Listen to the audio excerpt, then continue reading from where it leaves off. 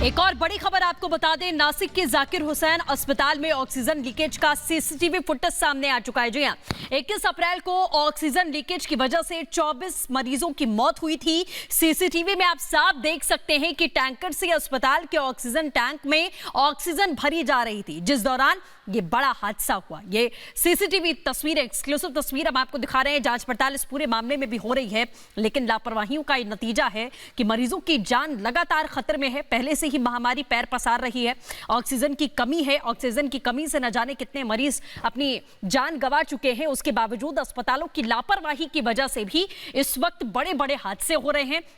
दो बड़ी खबरें लगातार बैक टू बैक सामने आई। नासिक में जो मामला हुआ उसमें 20 से ज्यादा मरीजों की मौत हो गई जो उस वक्त वेंटिलेटर पर थे, और ऑक्सीजन लीकेज की वजह से ये पूरा मामला सामने आया और उनकी मौत हुई। दूसरा मामला आज सामने आता है मुंबई से, जहां पर भी कुछ ऐसा ही हादसा हुआ आग लगने की वजह से, जिसमें 14 मरीजों की जान चली गई। तो 24 मौतों का जिम्मेदार कौन है, ये हम लगातार पूछ रहे हैं, क्योंकि फुटेज सामने आ चुका है। अब क्या इस फुटेज के आधार पर जिम्मेदारी तय की जाएगी, आगे की कार्रवाई की जाएगी? एक टैंकर से अस्पताल के टैंकर में ऑक्सीजन भरते समय यह लीकेज होता है और उसी के बाद में बड़ा हादसा।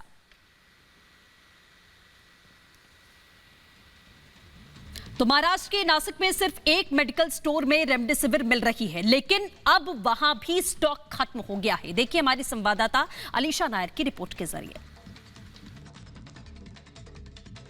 रेमडेसिविर इंजेक्शन के लिए लोग जगह जगह पर जा रहे हैं। हर केमिस्ट से, हर डॉक्टर्स के पास, हर हॉस्पिटल में जहां पर रेमडेसिविर इंजेक्शन को लेकर मांग की जा रही है, लेकिन कहीं पर भी अवेलेबिलिटी जो है वो नहीं दिखाई दे रही है।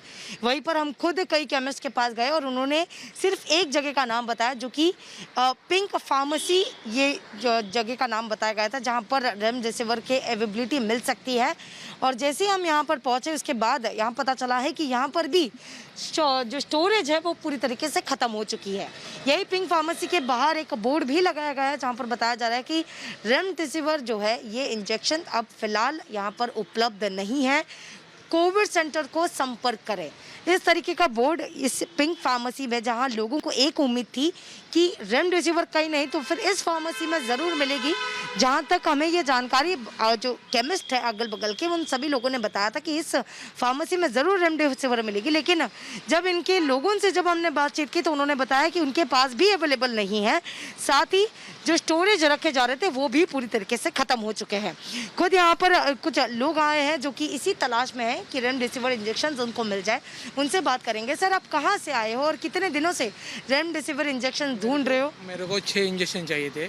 पिंक इन्होंने मेरे को बहुत सहकार्य किया, उन्होंने 4 दिया। उसके बाद कलेक्टर के पास गए थे, उन्होंने पिंक वाले ने बोले कि आप कलेक्टर के पास जाओ। तो कलेक्टर के पास हम प्रांत ऑफिस में गए थे, वहाँ अभी तक मुझे स्टॉक सिलक नहीं है।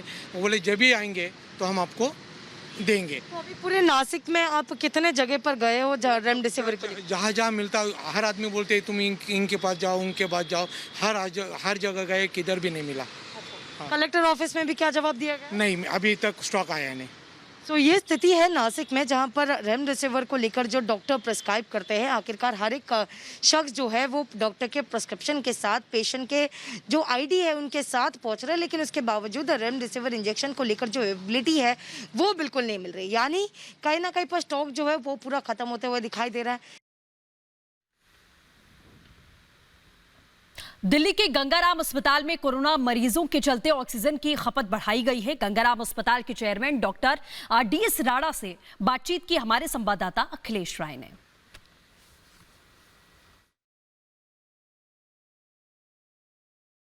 जब सीरियस पेशेंट जो इस बार बहुत ज़्यादा आ रहे हैं और जो टोटल नंबर ऑफ पेशेंट बहुत ज़्यादा हैं तो इस बार पहली फेज से, तो सारे हॉस्पिटल भरे हुए हैं। तो सब जैसे पिछली बारी मैक्सिमम हमारे 298 तक पेशेंट गए थे, अभी 515 पेशेंट है और हमारे पास 500 बेड वही भर जाएंगे।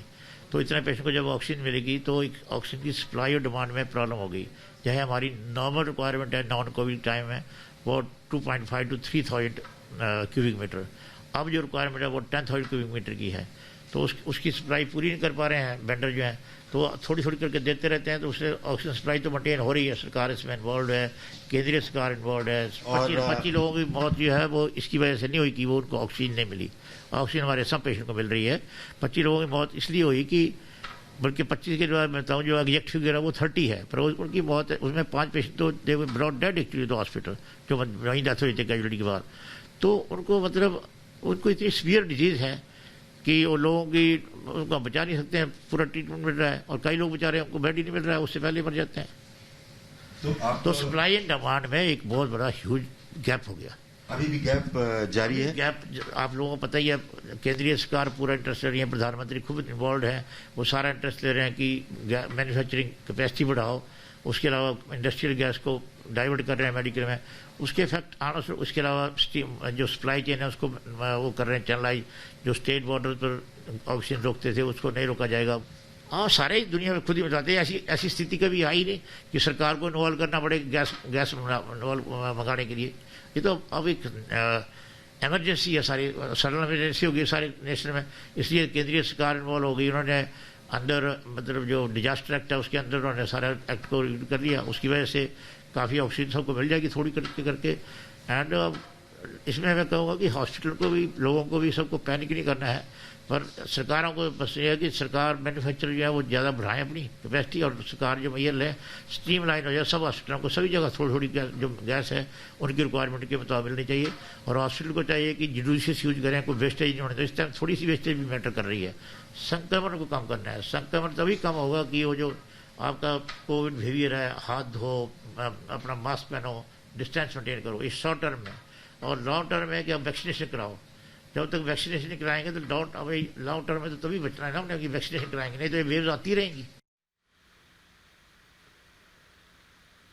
तो वहीं दिल्ली के गुरु तेग बहादुर अस्पताल में महामारी के बीच में डराने वाली तस्वीरें सामने आ रही हैं। बेड न मिलने की वजह से मरीज अस्पताल के बाहर खुले में मौजूद है। देखिए हमारे संवाददाता शिवानी की रिपोर्ट।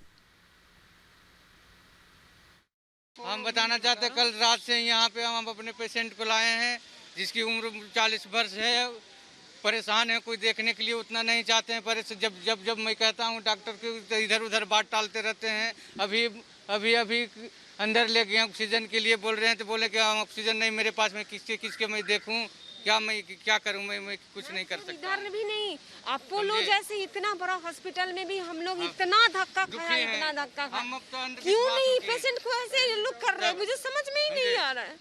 हाँ, क्यों नहीं? आपका कौन है यहाँ पे? हाँ, आपका कौन है एडमिट है? मेरा हस्बैंड है। हम लोग यहाँ पे इलाज, ये कुछ तो केजरीवाल जी तो कुछ तो करे। सबको बोल रहे हैं कि हाँ ऑक्सीजन अवेलेबल है, ऑक्सीजन कहीं पे भी ऑक्सीजन अवेलेबल नहीं है, नहीं है, ऐसे कैसे चलेगा?